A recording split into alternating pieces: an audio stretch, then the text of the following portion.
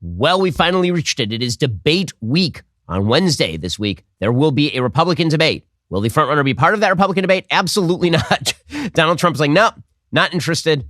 I'm leading by 80,000 points. I don't need to be part of the debate. And frankly, I totally get it. I get it. He did the same thing in 2016 after the Megyn Kelly debate where he didn't like the questions he was asked. He simply left the next debate. He just absconded. He was like, I'm not going to be part of this. It didn't hurt him in any way, shape, or form. On a logical level, it makes perfect sense for him not to take part in the Republican debate. On a sort of principled level, he certainly should, because there are serious questions to be asked about whether he should be the nominee or not. This is true for anybody who's running for the nomination. Joe Biden should be debating Robert F. Kennedy Jr. for sure. And people who are voting for Trump in the primaries should remember this tactic, because I promise you 1 year from now, when Joe Biden is the nominee, if Donald Trump is the nominee, Joe Biden will not debate Donald Trump. Get ready for it. It ain't going to happen. Joe Biden will make any excuse. He's not going to get on a stage with him. And Donald Trump's people will say, well, he's afraid. And at that point, every Democrat and every member of the media will come back and say, well, Donald Trump didn't debate any of the Republicans. Why exactly should Joe Biden debate Donald Trump? Biden's excuse will be something about Trump being an insurrectionary or Trump being a criminal indictee or whatever it is. And the media will side with Joe Biden, and there will be no debate. So if you are nominating Donald Trump because you think he's going to debate Joe Biden, just get ready. Joe Biden is not going to debate Donald Trump. But put that aside, there's a perfectly logical reason for Donald Trump not to debate the rest of the Republican field. Namely, he is leading them by leaps and bounds. There's a brand new CBS poll, and what it shows is Trump way out in front at 62% of the vote. 62% of the vote for Donald Trump. That is a massive number for Donald Trump. Now, one of the theories about Trump had been that he was going to hover around in the 30s, maybe in the 40s. If he was lucky, he would break 50. Him at 62% is not challengeable. Because what that means at 62%, obviously, is that no consolidation of the field is likely to matter. Now, it's obviously super early. A lot can happen between now and January, including possible actual court time for the former president of the United States. However, a huge percentage of Trump's base is very locked in on Donald Trump, which, man, you buy the ticket, you're going to take the ride. Okay, whatever it's going to be, it's going to be. I'm just going to say every tautology I know right now, because the reality is that everyone knows Donald Trump's flaws as a candidate. Every single person in the United States has an opinion on Donald Trump. Donald Trump is baked into the cake. You're taking an awful big bet, Vader. This had better work. I mean, if Donald Trump is the nominee, you're running directly against 4 separate indictments that are coming down in the first half of next year. You're running directly against the generalized American perception that Donald Trump was not a good actor between November 4th of 2020 and January 6th of 2021. Right? Like, that's just what it is. Okay, if you look at the polling on the general election data right now, general election data says that Donald Trump is competitive with Joe Biden, but Donald Trump is not breaking 45, 46% in any poll. Those are the upper end polls for him in the general election cycle. Now, you may think that's going to change because the economy is going to collapse. You may think that's going to change because Joe Biden has health problems. You may think that's going to change because of all of the Hunter Biden of it. All of that may well happen, right? Whoever is the nominee of a major American party has a shot at becoming president of the United States, as we learned in 2016 when the New York Times had Donald Trump as a 1% possibility of becoming president. And then by the end of the night, on election night, he was the president of the United States. So if he is the nominee, sure, there's a good shot he could become president. By good, I mean, like, if you're trying to ballpark this thing out, a 1 in 3 shot of him being president of the United States, because he lost all the states he would need to win next time. He would need to win Georgia. He would need to win Arizona. That would not even be sufficient. He would then have to win one of the following 3, Wisconsin, Michigan, or Pennsylvania. Right? And right now, in the state polling, he is losing in all of those places. Right? The only place where he may be competitive among those states right now is Georgia.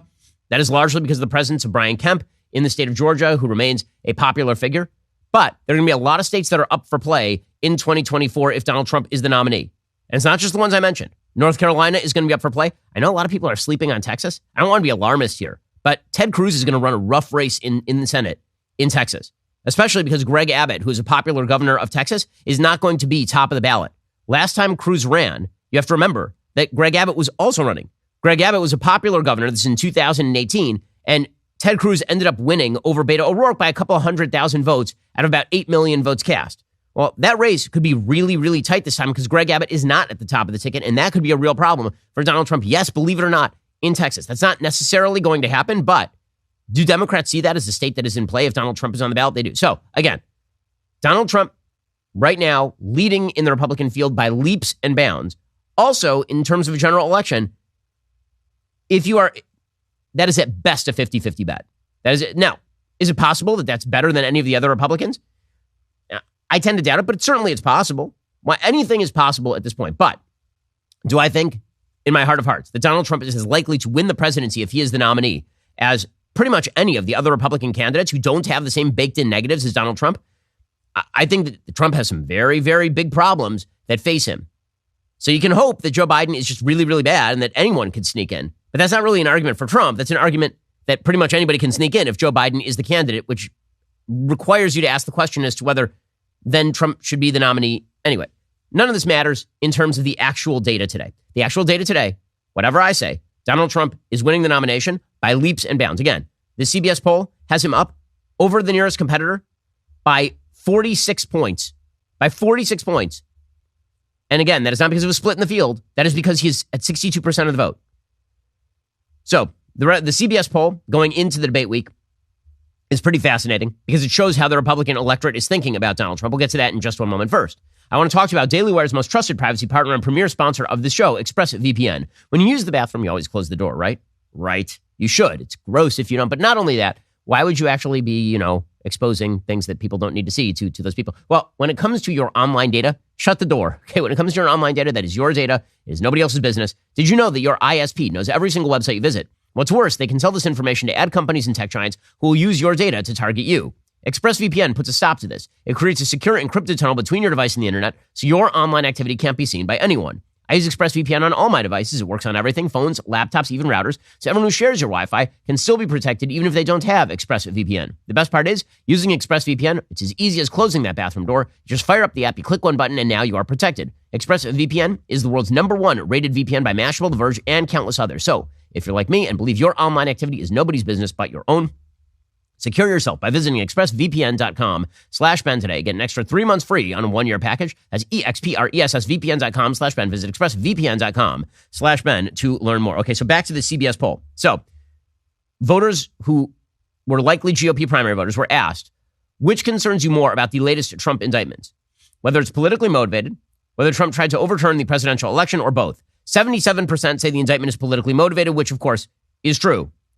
As far as top reasons for considering Trump, 99% among those who are or might be considering voting for Trump, 99% say things were better under Trump, which is true.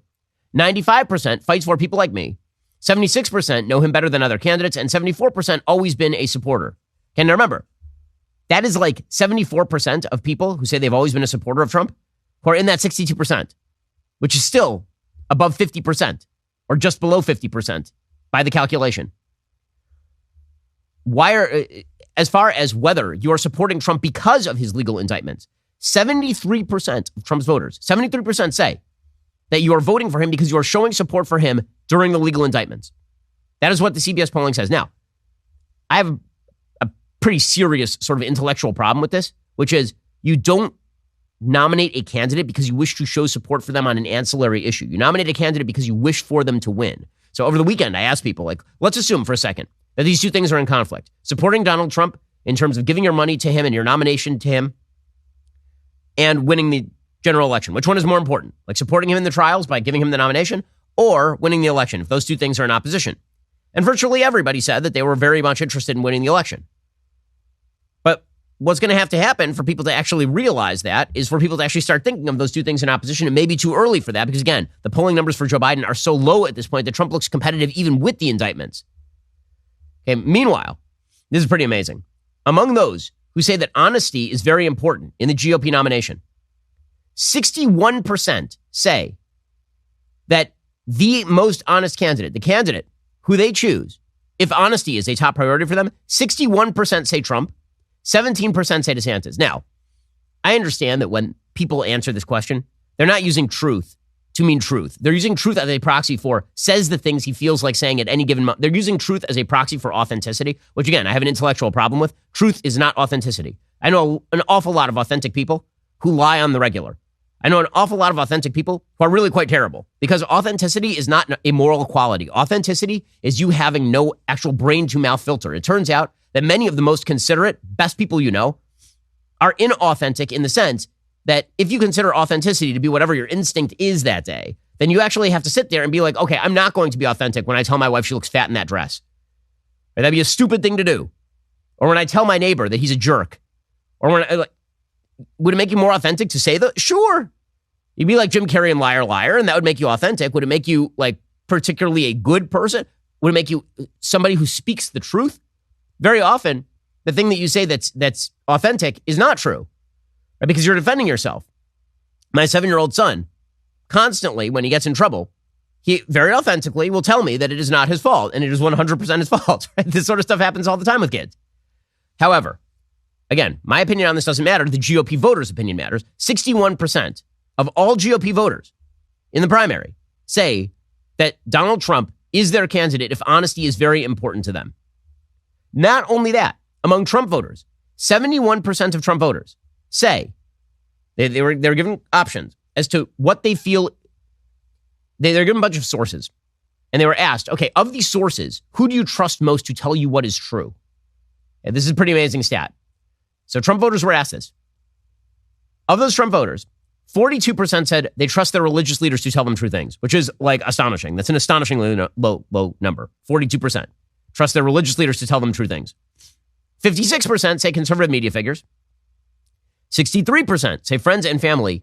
And 71% say Trump, which means that of Trump voters, they actually trust Donald Trump to say true things to them more than they trust their friends and family, conservative media figures, or their own religious leaders. Whew. Well, I mean, bottom line is that on a utilitarian level, you can't break that stranglehold. How exactly do you break that stranglehold? How do you say that Donald Trump is not telling you the truth when he is not telling you the truth, when you trust Trump more than you trust the person who's saying that Trump is not telling you the truth? There's no way to break that stranglehold, per se. Which is why, really, the only attack line that ever was going to get any traction with regard to a huge percentage of primary voters was the Donald Trump is not the most likely candidate to win this election. Which, again, I think that's true, but Donald Trump is saying the opposite, and a lot of these people trust Donald Trump to say the true thing. So when Donald Trump says, I'm going to win, and I'm winning big in all the polls, and there are no polls showing him winning big against Joe Biden, doesn't matter. They trust him more than they trust the polls. They trust him more than they trust friends and family. Donald Trump has forged a connection with the people who support him stronger than any political figure of my lifetime. That is just a fact. Whether I like it or not, whether you like it or not. And that connection means that it doesn't matter what the facts are, or what the data are, or any of the rest of this. It means that if he says that he is going to win, people trust him that he's going to win. If he said that he did win, people trust him that he did win. If he says the polls show that he's winning by leaps and bounds, people trust, and he can shift his position on a dime and people still trust him because he has become a source of enormous truth. Again, more than religious leaders and friends and family for a lot of Republican voters.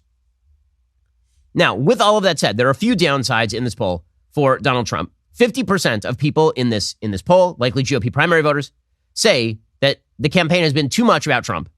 31% say about the right amount. 19% say not enough about Trump. So it's split about 50-50. Too much about Trump, not enough about Trump. As far as who people think would beat Biden, again, these are the stats that start to border on what I think is the unfactual. 61% of Republican voters say that Donald Trump is the candidate most likely to beat Joe Biden. 61%. 35% say DeSantis, 20% Scott, 18% Vivek, 14% Haley, 14% Pence. As far as DeSantis, would he beat Biden? Right now, only 35% of Republican voters say that DeSantis would definitely beat Biden, as opposed to 50% in June. 47% say that he might, and 18% say that he'd be a long shot. So one of the things that is happening here is also that that generalized perception that the best candidate to beat Biden would be Trump is being bolstered by two separate perceptions. One is in DeSantis' control and one is not. One is that Joe Biden is so weak in the polling that there's a perception that anyone, including Trump, can beat him. And the other is that DeSantis himself has not run any good campaigns at this point. We'll get to that in 1 second. While abortion activists offer attacks on the pro-life community and try to ensure the right to end a baby's life, Preborn's network of clinics offer love and life to ensure a baby's safety and well-being. Preborn is a ministry of compassion. When a woman has an unwanted pregnancy, she wants to make the right choice. The pressures of life, people around her are very often telling her the baby's just a clump of cells, no big deal, just get rid of it. Preborn answers that question in the right way. Preborn shines a light into this darkness, offering hope, love, and free ultrasounds with up to 2 years of assistance for both mom and baby, all for free. A mom will never regret choosing life. This year alone, over 28,000 babies get to live and feel loved because of you, the pro-life community. When you support Preborn, you support love and life for both moms and babies. For just $28, you can rescue a baby. Any gift will help. All gifts are tax deductible. We're the answer to saving these lives. Simple fact of the matter is that these ultrasounds are incredible. You get to know your baby well before the baby is born. Very hard to make the argument it's a clump of solids when you can see the face. To donate, dial pound 250 and say keyword baby. That's pound 250 baby, or go to preborn.com/Ben. That's preborn.com/Ben. Once more, dial pound 250 and say keyword baby, or go to preborn.com/Ben. Okay, so all of this brings this to the debate itself. As you say, Donald Trump right now, he's got a lock on 2/3 of the Republican base, or at least half of the Republican base. And, again, any consolidation of the field right now does not look sufficient to overcome it. This is why he's not going to participate in the debate and is going to undermine the debate itself, right? He's doing a pre-taped interview with Tucker Carlson, which makes perfect sense. It allows him to slap directly against Fox News the way that going on Tucker does, since Fox News fired Tucker. And meanwhile, he'll get big numbers on Twitter. Now, those numbers are not comparable to actual cable news numbers. Numbers on Twitter, if you hover over a tweet for more than a second or two, it counts as a view. But those will be, people who engage at a very high level with that. It doesn't matter. He doesn't have to outcompete it. He just has to degrade the debate itself. So he's going, and by the way, he'll be the subject of the debate anyway. No matter what happens, the guy who's leading by 40 points not being on the stage, a lot of questions going to be about Trump in that debate. And Ronna Romney McDaniel, understanding that very likely Trump is the nominee, she's basically acquiescing to all of his requests about the debate, even while he's undercutting the debate. So she's kind of begging him to be part of the debate. Of course, he's not going to do that, but she's then allowing all of his surrogates into the spin room to spin for him. She's letting Carrie Lake and Matt Gaetz and Byron Donald and all these people who are like Trump surrogates in the room. Their man is ditching the debate. And she, who has been, I got to say, the most incompetent RNC director of my lifetime, the only one who's a challenger is Michael Steele. It's insane that this lady's retained her job. I said this when she was up for the reelect for RNC. Full disclosure, I'm friendly with Harmeet Dillon. She represented us with regard to our case against the federal government to stop the OSHA vax mandate under Joe Biden.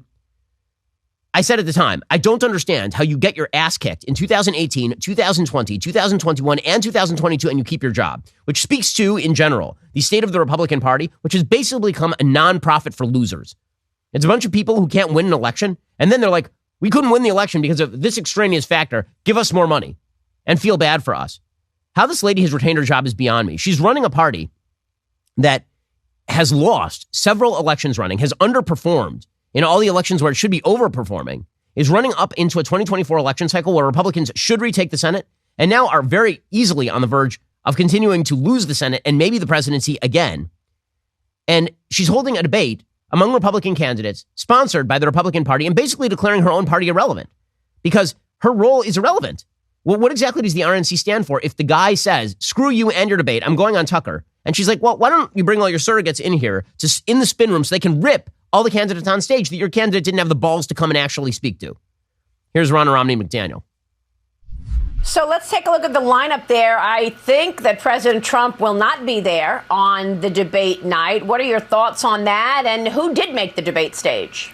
Well, I'm still holding out hope that President Trump will come. I think it's so important that the American people hear from all the candidates. But there's a lot of candidates that have qualified. We're at 7 right now that have officially qualified with the small dollar donations, with the polling threshold and the pledge. And then we've got some that are on the cusp. So we're going to be looking at polls the next few days. There are 3 or 4 that are waiting for 1% and one more national poll to make that debate stage. Okay, so that is exciting stuff. So she's obviously not going to get Trump to participate. You would imagine the punishment would be, okay, well, your surrogates can't be in the room ripping on the other candidates. Nope. I mean, I don't even know what to say about Romney McDaniel, who, by the way, remember, the reason she originally ended up in this position is because she was related to Mitt Romney. Donald Trump didn't like Mitt Romney, so she literally dropped Romney from her name. That's pretty wild. Pretty wild. Okay, meanwhile, the DeSantis campaign obviously has been running really rough. The launch with Elon Musk had problems. And then ever since, it's been bad news cycle after bad news cycle for the DeSantis campaign. I think that DeSantis thought when he jumped into the race, he was going to be seen as Trump without all of the baggage. And instead, he is sort of seen as Trump without the charm because the baggage on Trump doesn't wear. I mean, the reality is the Republican base, the more baggage you pile on Trump, the more the Republican base sees Trump as some heroic ox who can actually hold all the baggage, right? The more stuff you pile on him, the more like, man, that guy's got broad shoulders. Look at all the baggage he can carry around. And so DeSantis has been struggling for a line of attack. Again, his original line of attack was electability, the bad poll numbers for Biden, combined with the fact that he has not run away in those polls against Biden basically have taken away the electability argument from him. And so he has to recapitulate he has to recast it. And so he's relaunching his campaign again. That started really last week. The original relaunch is now being essentially undercut by both the media and Team Trump. We'll get to that in 1 second. First, my team knows I need to have my Black Rifle coffee every single morning. I need it. Like my kids keep me up all the time. I actually sleep tracked myself recently, and I found that I've not had more than 6.5 hours of sleep in 3 months. So that means that I really, really need my coffee.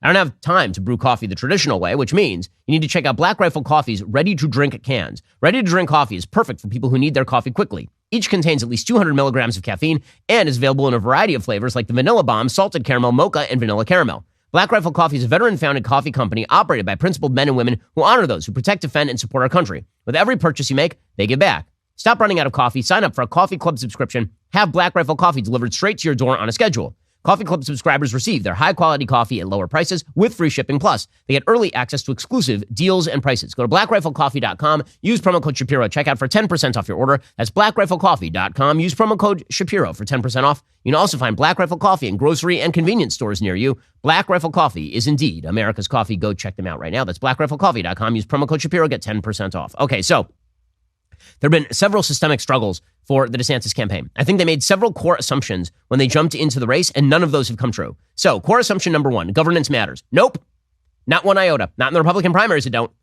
And the simple fact of the matter is that Ron DeSantis passing a bill to stop critical race theory in the state of Florida has been treated by Republican primary voters the same as Vivek Ramaswamy saying things about critical race theory. Saying things and doing things in a Republican primary, there is no actual distinction. And this is hard for a lot of people who are in politics to understand, but it is the reality. Because I get it, politicians make promises all the time.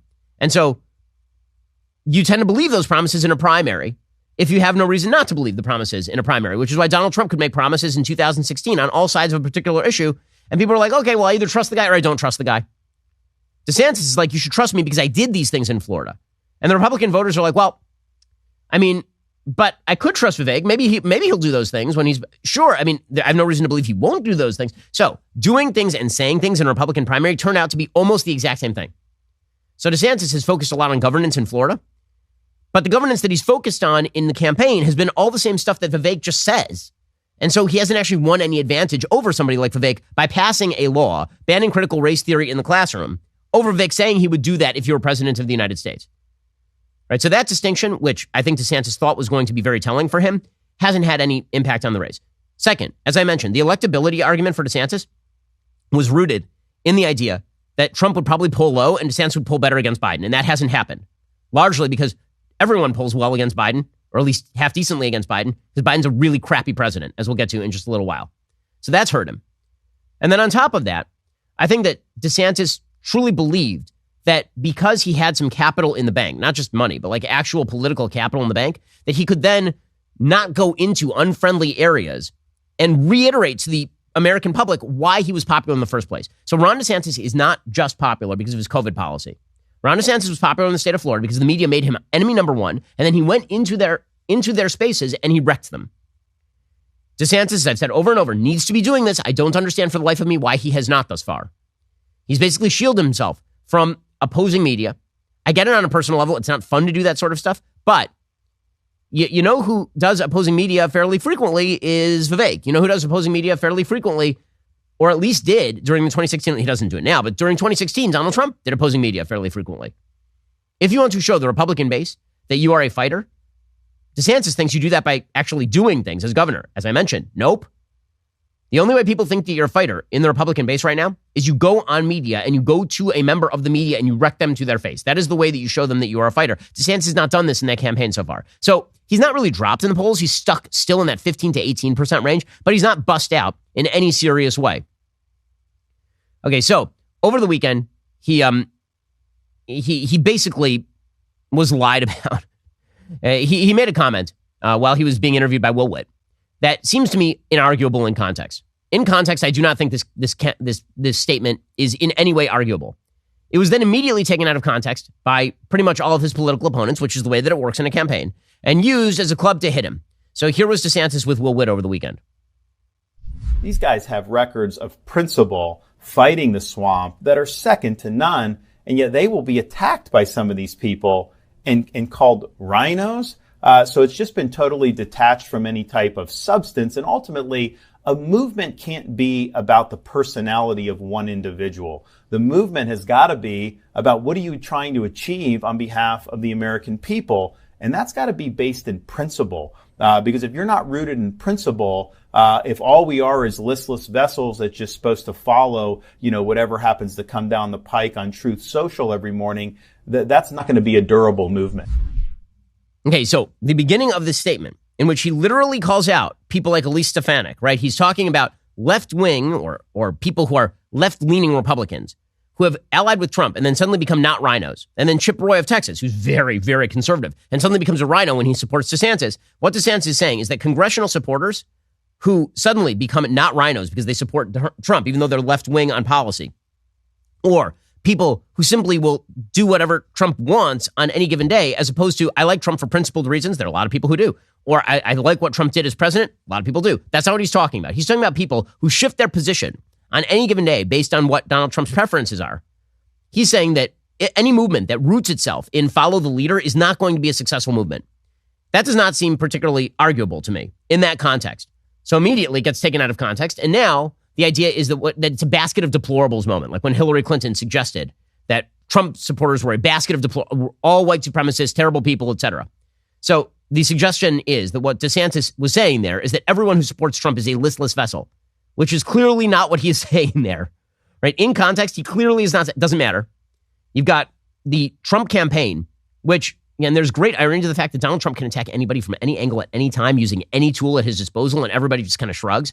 DeSantis says something that really is not an insult, and Trump's campaign immediately takes offense. So MAGA put out MAGA Inc. put out a statement saying, instead of issuing an immediate apology, Team DeSantis has spent the last 24 hours doubling down on his insult to Trump supporters. Ron DeSantis should stop hiding behind spokespeople and address this himself. Every hour that passes further underscores the contempt DeSantis has for the voters who made him governor. Perhaps he's waiting for another memo from Never Back Down to tell him what to do. So, again, the idea is that he's insulting you. If you support Trump, he's insulting you. That's not what he's saying. That's clearly not what he said. We played the clip. Vivek Ramaswamy, in very cynical fashion, did the same thing. He tweeted out, the real danger to our movement is the rise of listless vessel robot politicians who blindly follow the commands of their super PACs, which is, I got to say, Vivek, that's pretty disgusting. Okay, Ron DeSantis has been the best governor in the country over the last 4 years. Suggesting that Ron DeSantis is a listless vessel following a super PAC is patently absurd. It's patently absurd. The idea that candidates will say anything or do anything or switch any position to get ahead with no consequence.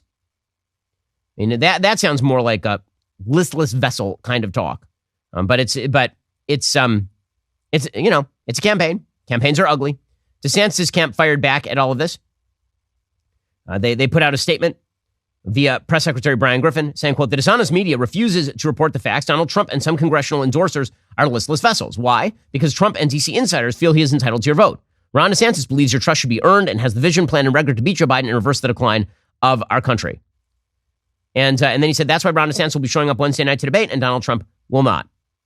Okay, well, again, we will see if anybody else, including DeSantis, is able to gain any points during the debate. It seems to me the dynamic of the debate with Trump absent is going to be all about Trump. It seems like everybody's going to train their incoming fire on DeSantis, particularly Chris Christie, who is just a suicide bomber in these debates. He was in 2016 when he committed one of the world's most obvious acts of murder-suicide against Marco Rubio, killed him in a New Hampshire debate, and then proceeded to implode himself. So, yeah, a lot of people are looking for something sort of dispositive from this debate. I don't think that is. I don't think that's probably right. I think that this debate is probably going to be everybody holding their ground, because what ground is there to hold? I mean, they're fighting over 35% of the Republican base at this point. Trump's got the other 2/3 locked up. So, yeah, it's going to be hard to see how anybody breaks loose from that pack. As I suggested last week, I think this debate looks more like a lobster pot than anything else, or a crab pot. Everybody pulling each other down as they try to escape the pot. Meanwhile, Trump is sitting over there with Tucker Carlson enjoying himself.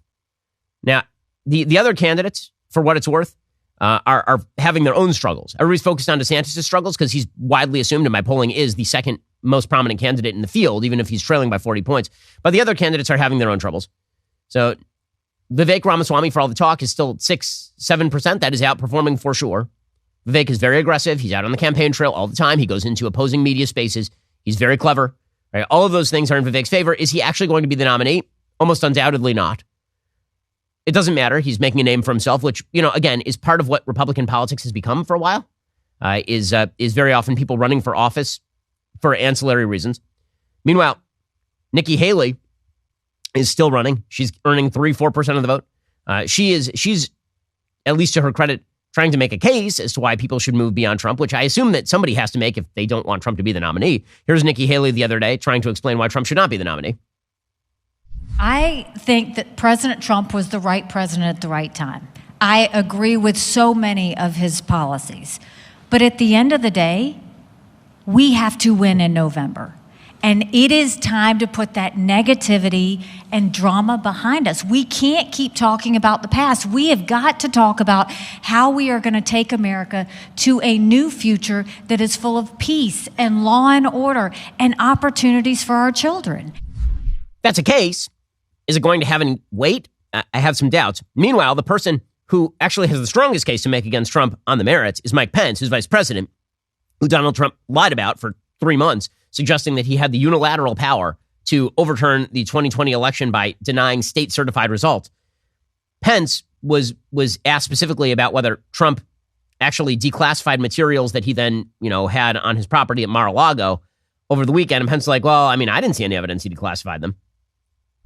We are learning that Meadows has told investigators that he knew of no such broad declassification order from Donald Trump. What about you? Had you heard anything to suggest that the president had issued an order, even a standing order, declassifying documents like that? Well, first off, the handling of classified materials is enormously serious in the life of the nation. But I can't really comment on your reporting, but in my case, I was never made aware of any broad-based effort to declassify documents. There is a process that the White House goes through to declassify materials. I'm aware of that occurring on several occasions over the course of our 4 years, but I don't have any knowledge of any broad-based directive from the president. Okay, again, Teflon Don. None of this is going to make any difference. The indictments are a reason for his supporters to vote for him, according to CBS News polling. So, again, there are a lot of Republicans in waiting, and there is only one guy who's leading the race by 46 points right now. We'll get to more on Joe Biden on the other side of the ticket, because, again, it's Joe Biden's weakness that's really helping Trump. And we'll get to that in just 1 second. First, we have a wonderful dog. His name is Happy. Happy is a delight. Our kids love the Haps dog. Today, he almost had a fight with some raccoons, which would have been bad. But we need to keep him healthy so he can actually fight it out with the raccoons. And this is why we give him Ruff Greens every morning. The dog food you've been giving your dog is dead food. It has very little nutritional value. Just look at it. Brown food doesn't exactly scream nutritional, but green food does. Ruff Greens boosts Happy's food back to life. It can do the same for your dog. You don't have to go out and buy new dog food. Just sprinkle Ruff Greens on their food every day. It contains all the necessary vitamins and minerals your dog is not getting from their regular dog food.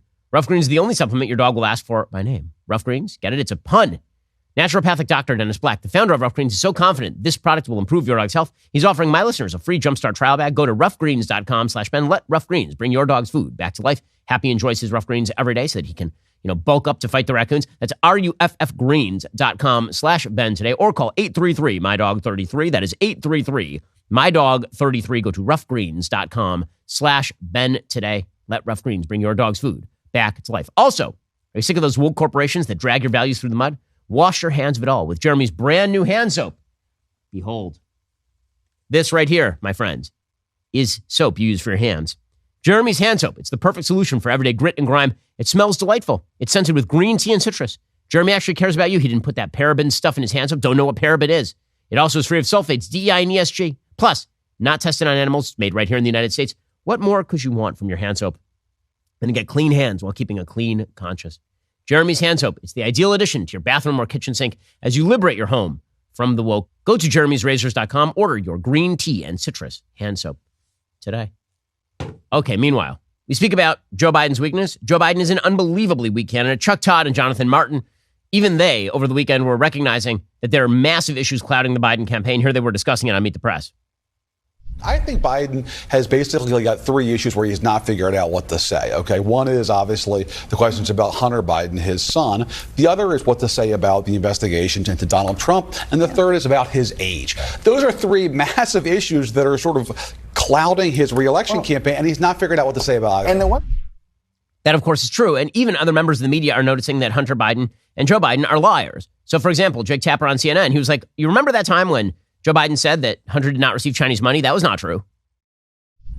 Kessler wrote Hunter Biden reported nearly $2.4 million in income in 2017 and $2.2 million in income in 2018, most of which came from Chinese or Ukrainian interests. But this directly goes against what Joe Biden said in the debate in 2020 with Donald Trump. Take a listen. My son has not made money in terms of this thing about what are you talking about? China. Once you None became of that vice is president, true. he made a fortune in Ukraine, in China, in Moscow, That is simply and various not other places. true. So it's from two different debates, but I mean, Trump was right. I mean, he did make a fortune from China, and Joe Biden was wrong. Now, normally you would call that Joe Biden being a vicious liar. He is a penny anti-criminal. He has been a penny anti-criminal his entire political career. Like, his entire career is just littered with him obtaining goodies for members of his family. We're talking about everybody ranging from his sister to his brothers Frank and Jim to his sons Beau and Hunter. Everyone around Joe Biden has become richer because Joe Biden was in the United States Senate. There's just no question about this. Well, now it seems that things may get ugly for Joe, not because of the stuff that he did for Hunter, but because of the one time he couldn't pull it off for Hunter. According to Politico, Hunter Biden's lawyer is now threatening to put Joe Biden on the stand. It was Halloween of 2022, and Hunter Biden's lawyer, Chris Clark, didn't sound happy. Just 3 weeks earlier, news had leaked that federal agents believed they had enough evidence to charge his client with illegally buying a gun as a drug user. The leak was illegal, the lawyer wrote to the U.S. attorney overseeing the probe. The prosecution, he argued, would be seen as purely political. It might even violate the Second Amendment. Then he issued a warning. If the Justice Department charged the president's son, his lawyers would put the president on the witness stand. President Biden now unquestionably would be a fact witness for the defense in any criminal trial, Clark wrote in a 32-page letter reviewed by Politico. That letter, along with more than 300 pages of previously unreported emails and documents exchanged between Hunter Biden's legal team and prosecutors, sheds new light on the fraught negotiations that nearly produced a broad plea deal. That deal would have resolved Biden's most pressing legal issues, the gun purchase and his failure to pay taxes for several years, and it also could have helped insulate Biden from future prosecution by a Republican-led DOJ. The documents show how the deal collapsed, a sudden turnabout that occurred after Republicans bashed it and a judge raised questions about it.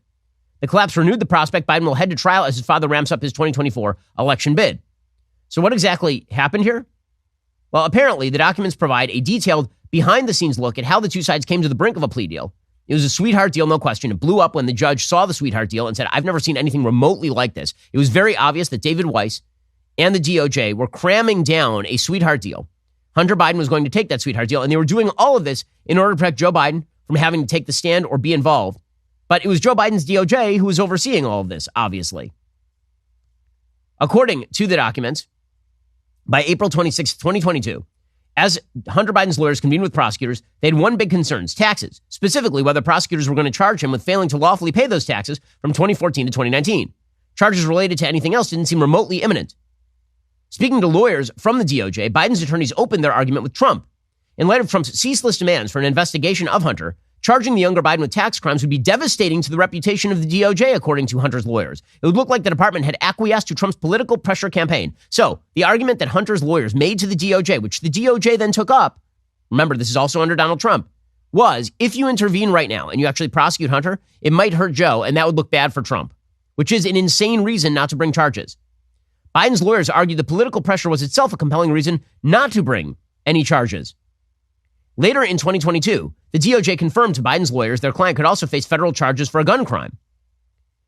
Clark argued the same political pressure meant bringing gun charges would be scandalous. On October 31st, 2022, he wrote directly to David Weiss, the U.S. Attorney for Delaware, overseeing the probe. Weiss had been appointed by Trump. He'd been allowed to stay on during Biden's administration to continue the investigation. Merrick Garland, the AG, had pledged to give Weiss full independence. But he wasn't given full independence. He had to work with other DAs across the country to charge in various jurisdictions because he didn't have special counsel status. Clark argued in his letter to Weiss that charging Hunter Biden with a gun crime would torpedo public trust in the DOJ. The document included color photos of two former heads of Trump's DOJ, Matt Whitaker and Bill Barr, talking about Biden business deals on cable news. Then Clark invoked another controversial federal investigation he said was seen by the public as a political hatchet job, the failed prosecution of prominent Democratic lawyer Michael Sussman. Sussman, of course, was involved in the Steele dossier and all the rest of it. Clark laid out what could have been seen as a promise, a warning, or some very zealous lawyering. He said Joe Biden would undoubtedly be a witness at trial because of leaks about the probe. He wrote that just a few weeks before sending the letter, there had been 2 back-to-back leaks related to Hunter Biden and the gun issue. Clark said the leaks prompted the president to address his son's legal woes the next day on CNN. And he then described a nearly unthinkable scenario, actually calling Joe Biden as a witness. And at that point, the DOJ basically said, fine, let's do a sweetheart plea deal, which is incredible. So basically, Hunter Biden's lawyers pressured the Biden DOJ into giving him a sweetheart deal with the threat that Joe Biden might have to testify for the defense. Totally insane. Then the whistleblowers came forward. They said, oh yeah, by the way, this was a sweetheart deal. And they prevented us from investigating fully. And that is when, only then, after that and after the collapse of the plea deal, that is when the DOJ decided to make David Weiss a special counsel to investigate, presumably partially himself. By the way, worth noting here, who exactly is David Weiss? Well, it turns out that David Weiss worked for years with Beau Biden because he's from Delaware. Delaware is a very small state. Everybody knows each other. Weiss worked with Beau to hash out prosecution strategies. Although Democrats point to Weiss's appointment by Donald Trump as evidence of his independence, the full story of his career is more nuanced. He spent 2 years as acting U.S. attorney under Barack Obama and Joe Biden, and then remained as top deputy for the remainder of their term. So the notion that it was like Trump's decision to appoint Weiss, and he could have fired him, presumably, but very often what happens, you think the president knew who David Weiss was? Of course not. He got a recommendation from people in Delaware. David Weiss is a good guy, so he just reappointed him. The White House declined to comment, noting that Weiss is conducting an independent investigation, presumably into himself, considering the fact that Weiss is the person who negotiated the sweetheart deal in the first place. This is going to get very, very ugly very quickly for Hunter, for Joe, for everybody else involved. Meanwhile, Joe Biden continues to be the world's most terrible president. Over 1,000 people are still missing 2 weeks after the wildfires in Maui. That includes presumably hundreds of children. We have no idea exactly how many people have died. The good news is that Joe Biden went west for his second vacation of the month, which is really important. They arrived in Nevada late Friday for more rest and relaxation. They're renting a private home on Lake Tahoe. He flew there from Camp David, where he hosted a summit Friday with the leaders of South Korea and Japan. That home belongs to Tom Steyer and Kat Taylor. You remember Steyer as the very, very ultra-wealthy Democratic donor who ran for president in 2020 and got 0 votes. The Bidens will then halt their vacation for 1 day on Monday to visit Maui. They'll meet with survivors, first responders, and local officials while surveying the damage. This is shortly after he said there was no comment on the number of dead in Maui. He vacationed earlier this month in Rehoboth Beach, Delaware, where he went on bike rides, visited beaches, and went for a date night with the First Lady to see Oppenheimer. So the good news is the old man is having himself a really nice summer. The bad news is, of course, that if this were Donald Trump doing all of this in the middle of the Maui wildfire, then everybody would have lost their damn mind. Everybody. But obviously, he's Joe Biden, so he gets away with it. According to the Washington Post, ahead of Maui visit, Biden's governmental and personal response scrutinized. Well, you think? By whom? Maybe you should just, instead of reporting it as like a third party, well, it is being, maybe you should be doing the scrutiny. More than 120 hours passed between when Joe Biden first spoke publicly about the devastating Maui fires on August 10th and his next substantive remarks about the tragedy the following week. During that 5-day stretch of presidential reticence, the full scope of the crisis in Hawaii came into clearer view, says the Washington Post. Behind the scenes, aides say, Biden was leading a robust, by-the-book federal response. Oh, yes, behind the scenes, aides say. Weird, because he was saying no comment the entire time. Very, very weird. Meanwhile, FEMA, their spokesperson was out there saying, you know what, we're not in charge, the state is, which, by the way, is true, but that didn't cut it when a Republican was president. Maui County has opened a distribution center at a shopping center just across the street.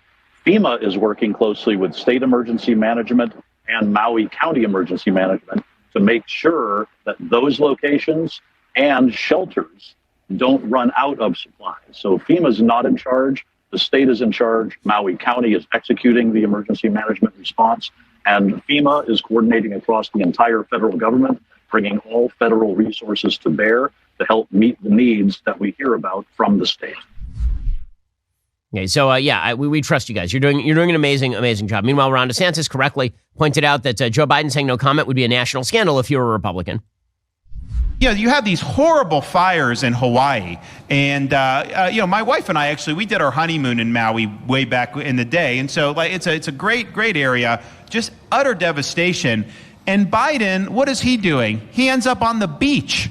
And then he's asked about it and he says, oh, no comment. Now, look, if a Republican had tried to do that, what do you think the media would do? They would go crazy. In fact, they would blame the Republican for the fires happening in the first place. We all know that that's the truth.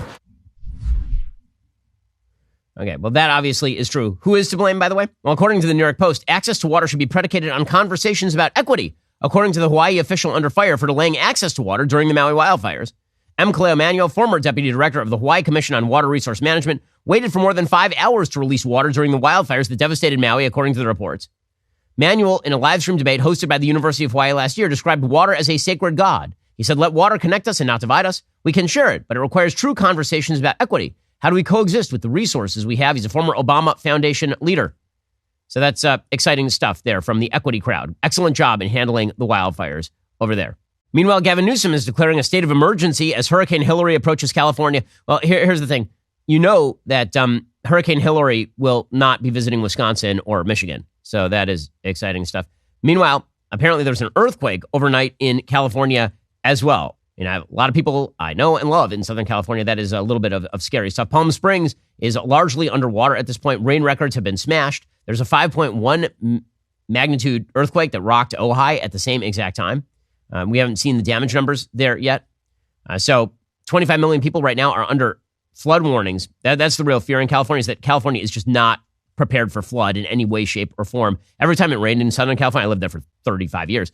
Every time it rained in Southern California, people had no idea what to do. We're talking about like mild rain. Heavy rain in Southern California is a full-scale disaster area. So obviously we'll see how Gavin Newsom handles that on sort of the political level. Meanwhile, nationally, Joe Biden, we've been talking about doing a really crappy job. Well, the fact is that what we're about to watch is going to get a lot worse. So China, its economy, as I mentioned last week, is going to drag down the rest of the world economy. According to the Wall Street Journal, for decades, China powered its economy by investing in factories, skyscrapers, and roads. The model sparked an extraordinary period of growth that lifted China out of poverty and turned it into a global giant whose export prowess washed across the globe. Now the model is broken. What worked when China was playing catch-up makes less sense now that the country is drowning in debt and running out of things to build. Parts of China are saddled with underused bridges and airports. Millions of apartments are unoccupied. Returns on investment have sharply declined. With private investment weak and exports flagging, officials say they have little choice but to keep borrowing and building to stimulate their economy. So Keynesianism working beautifully over in China.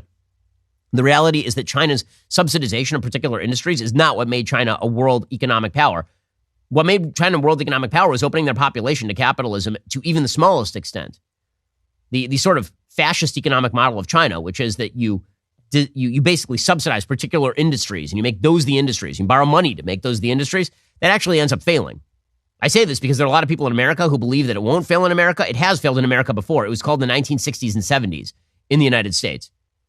Economists now believe China is entering an era of much slower growth, made worse by unfavorable demographics and a widening divide with the United States and its allies that is jeopardizing foreign investment and trade, as well it should. You should check out our episode Facts, episode 2, over at YouTube for more on this. I talk about the inevitable decline of China. They got a serious problem on their hands demographically, economically speaking. The IMF puts China's GDP growth below 4% in the coming years, less than half of its tally for most of the past 4 decades. Capital Economics, a London-based research firm, figures China's trend growth has slowed to 3% and will fall to around 2% in 2030.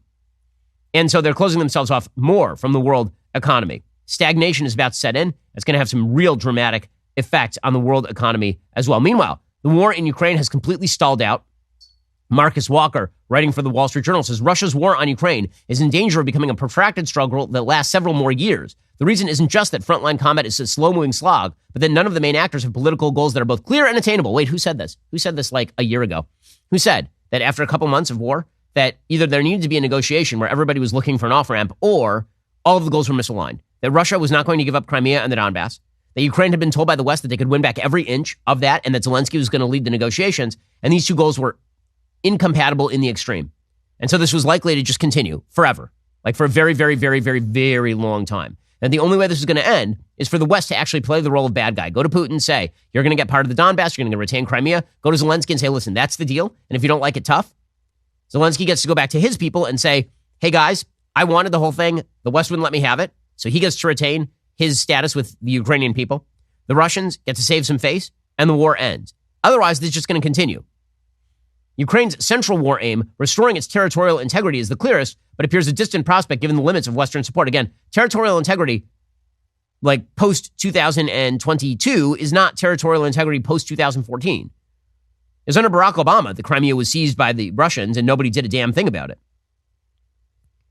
Russian President Vladimir Putin's declared aims are the most elastic, ranging from ambitious imperial schemes to more limited land grabs and shifting with Russia's military fortunes. Well, that means that there's actual play in the joints there, but the fact that there has been no actual strategy here from the Biden administration is part of the problem. I've been saying this for a year.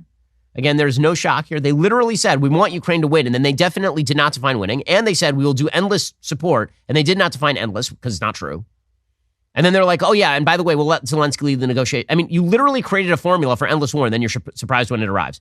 It's totally amazing to me. Again, Joe Biden, a terrible, terrible president. Okay, time for some things I like, and then some things that I hate. So, things that I like. I spent some time over the weekend reading a great book by a guy named Daniel Borstein.